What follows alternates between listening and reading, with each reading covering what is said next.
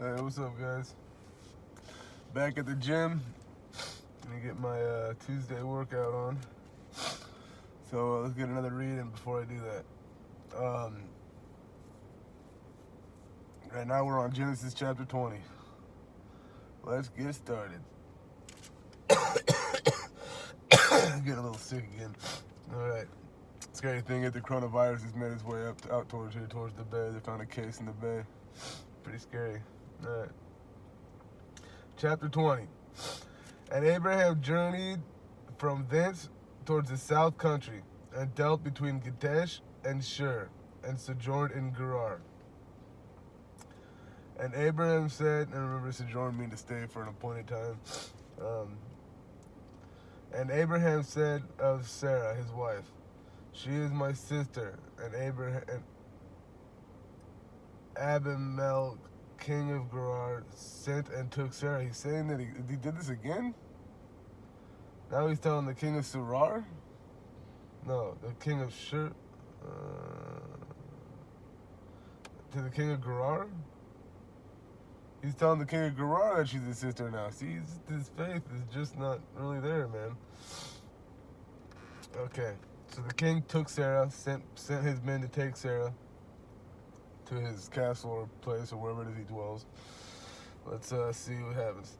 But God came to Abimelech in a dream by night, and said to him, Behold, thou art but a dead man, for the woman in which thou hast taken, for she is a man's wife. Oh, see, God came down before anything happened.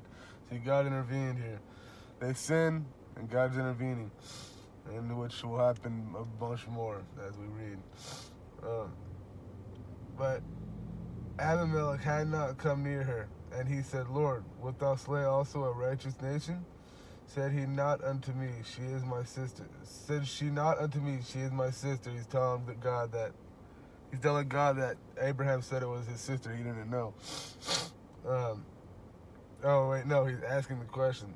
Yeah, he's kind of like, well, didn't she say that didn't she tell me he's my sister? Like, why would you want to? I didn't know. Like, why would you want to kill me or kill my nation? And she herself said, he is my brother. In the integrity of my heart and innocency of my hands, have I done this? Have I done this? That was a statement. And God said unto him in a dream, Yeah, I know that thou didst this in the integrity of thy heart, for I also withheld thee from sinning against me. Therefore suffered I thee not to touch her.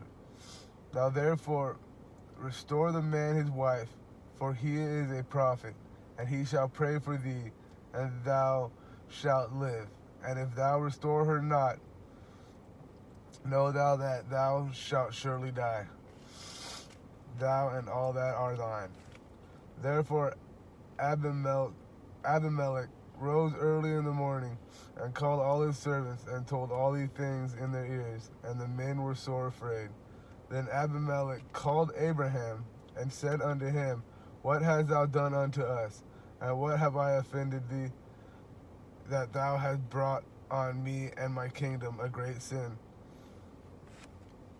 Thou hast done deeds unto me that ought not to be done. And Abimelech said unto Abraham, What sawest thou that thou hast done this thing? And Abraham said, Because I thought, surely the fear of God is not in this place, and they will slay me for my wife's sake. See, again, he was afraid that he'd be slain for his wife. But apparently the fear of God, this nation is a God-fearing nation. So he kind of lucked out there.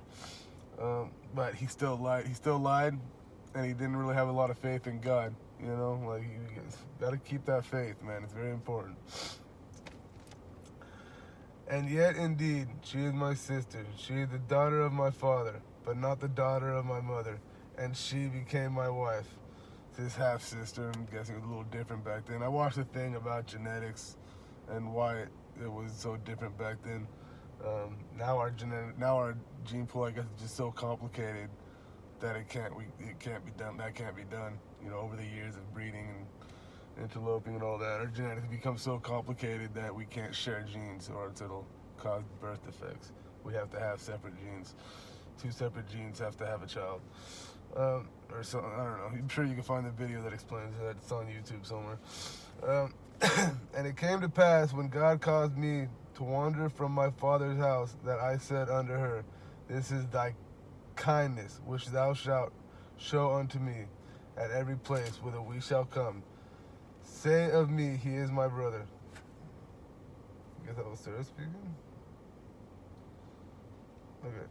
And Abimelech took sheep and oxen and manservants and womanservants and gave them unto Abraham. Oh, there's another blessing. God keeps blessing him. He still lies. Well, I mean, he lies. He doesn't display faith in God again, yet God's still blessing him. God's just blessing the heck out of this guy, Abraham. And restored him Sarah, his wife. And Abimelech said, behold, my land is before thee. Dwell where it pleases thee. And unto Sarah he said, behold, I have given thy brother 1,000 pieces of silver. And he's giving him silver. He's giving him 1,000 pieces of silver. Back then, that was a lot of money, I'd assume. Behold, he is to thee a covering of the eyes unto all that are with thee.